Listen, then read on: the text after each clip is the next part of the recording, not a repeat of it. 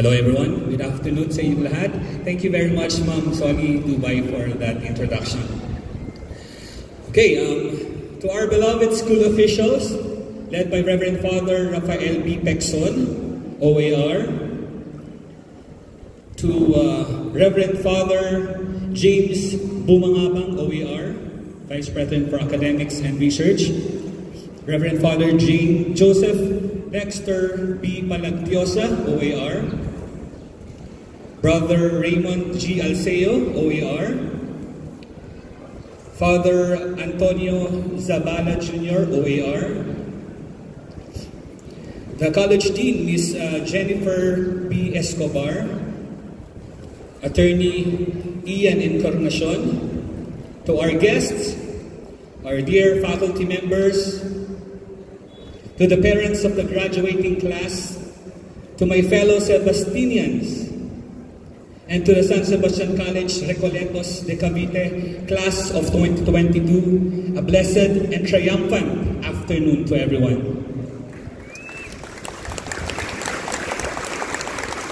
I am actually very delighted and honored to be on this momentous occasion to co-celebrate the victory of the class 2022 of San Sebastian Recoletos de Cavite. As mentioned earlier by Ma'am Dubay, it was not long ago when I was just like you, eager and determined to prove my potential to the world. I won't deny that there were some sleepless nights in between, but with a dream as big as a universe, who wouldn't be nervous and excited at the same time? When the government imposed the K-12 program in our educational system, I'm sure that most of you, including your parents, were worried about the extra years you would spend in school, pushing back your bachelor's degree even further. But now, as we come upon this day, we are welcoming the first batch of college graduates from this enhanced program that have further developed their skills, talents, and learnings. For that alone, let me congratulate the graduates and their parents for overcoming these challenges with pursued hopes and ambition for their families. Mabuhay po kayong lahat. To the graduates, pwede po ba ninyong itaas ang inyong kanang kamay? Yan. Kalabitin mo yung katabi mo na nasa kanan. Sabihin mo, congratulations! Yan. Finally! Gumraduate na rin tayo. Yan. Good luck sa'yo. Parang galing yung isa sa katabi niya. Parang ayaw nang sabihan ng katabi niya. Okay, sa kaliwa naman, taas yung kaliwang kamay nyo. Sabihin mo sa katabi mo, finally, finally, finally. Tapos na ang ating paghihirap. Abangan natin ang susunod na kabanata. Ayan. Aside from the additional years in school, the last 2 years with the spread of the pandemic were not that easy for everyone. With so many restrictions that pushed us back to our safe zone and hindered us from living freely, we were physically, emotionally, mentally, and spiritually challenged. We were constrained in so many ways, letting the days pass as if we were in a long, sad dream. But despite this, our family and friends from San Sebastian College Recoletos de Cavite taught us that nothing is permanent in this life. That light will come after every darkness, and beauty and goodness will prevail again. I didn't grow up with a silver spoon in my mouth, just like some of you. As a young student then, I was one of those kids who always looked for opportunities to earn extra, not just money, but also experiences. From being a working student, actually, I have a very short story lang. Ako po ay isa sa mga pioneer crew ng Jollibee Cavite City noong 1997. Kami po yung ako po yung isa sa mga store marketing assistant. Kami po yung nagpe-prepare ng mga kiddie parties. If may promos yung Jollibee, kami po yung nag-aasikaso noon. No? So, every day, pumapasok ako ng 7 in the morning. Tapos, ang duty ko, minsan 2 in the afternoon or 4 in the afternoon. And then natatapos yung duty as a crew ng mga closing ng mga 9 or 10 in the evening. Every day, ganun. Tapos sa Bacoor pa po ako umuwi nung panahon na yun. So, yung juggle of a working student, naranasan ko rin po yan. Aside from that, bilang ako mahilig sa mga opportunities, na nasubukan ko rin na magtinda ng iba't ibang merchandise ang kaklase ko during college. Yung mga pagtitinda ng mga t-shirts, even yung mga mobile phones. Yung mga panahon na yun, yung mobile phones parang pangkaskas pa ng yelo. Yung mga bagay na yun, no? Even yung insurance, pinasok ko rin yan during college. Nagtitinda ko ng mga ganong bagay, no? I've been through all of those working student dramas, trying to make ends meet while expanding my horizon and network.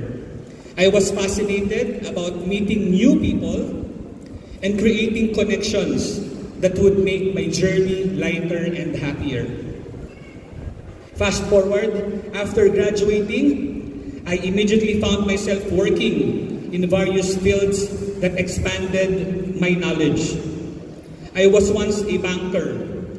I remember nung tanggap ako bilang isang customer service assistant sa isang bangko in Makati, tinawagan pa ako ni Reverend Father Granada during that time and congratulated me dahil may ex-deal yata sila ng bangko. Pag may na-hire na isang estudyante ng Baste, magde-deposit yata ang school dun sa bangko. So, he's very happy na natanggap ako dun sa first job ko as a banker. I was also a medrep for a multinational company. Bilang isang medrep, hindi po madaling trabaho ang isang medical representative. Pumipila kami ng oras-oras sa mga doktor para i-discuss yung mga tinitinda mong produkto, no? Since business course ako, kinailangan kong i-memorize, no, yung mga medical terms, yung mga omega 369, mga docosahexaenoic acid, mga DHA, no, para i-alok dun sa mga doctors namin. I was also a brand and event specialist in the hotel and retail industry, then became a marketing leader in the country's largest conglomerate. Yun nga, sabi ko kanina, ako yung sobrang focus at talagang ini-enjoy ko yung trabaho ko. Kasi naniniwala ako dun sa isang quote na sinabi, no, ni Mark Twain, no, father of American literature. Sabi niya, find a job you enjoy doing and you will never have to work a day in your life. Life is not easy, especially if you are climbing the corporate ladder. Still, with determination and perseverance, I am where I want to be now, continuously expanding my horizon and meeting new people from different facets of life. As you unfold a new chapter in your lives, let me partake with you these 3 lessons that you may find helpful as you leave your comfort zones. First, always remember that life is not a game where you have to win or lose. While we all live now in an age of instant gratification, of immediate likes and instant followers, always remember that your best allies are those who are in front of you. Hindi porket nag-like sa mga post mo sa social media, hindi porket nag-follow sa'yo, ibig sabihin totoo na yan sa'yo. No? Always remember that the best allies are those who are in front of you. Second, remember to reflect on your mistakes and achievements, for more challenges will test your capabilities and strength. You are a Sebastian, and you can face them all. God always provides when we most need Him, right? Yan. And last but not least, always surround yourself with people who will inspire you and put your feet on the ground. Celebrate every triumph with your families and friends who have supported you. Thank them for their unwavering support and sacrifices, and make them even more proud of you as you develop yourself. The power of tomorrow is in your hands now. Use it to mold this world into a better place. Transform your lives and communities to be the center of God's love and touch other people's lives, just like how we were taught in our alma mater. In closing, let me congratulate each person here today for helping these young individuals one step closer to their dreams. You've played an integral part in molding these young minds into the young professionals they will be soon. To the class of 2022, the most significant moment of your lives is in your hands now. Use them, develop them, and make them a light that our world needs now.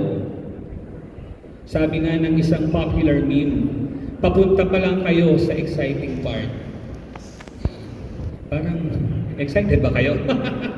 Papunta pa lang kayo sa exciting part. Spread your wings, Class 2022 of San Sebastian College Recoletos de Cavite.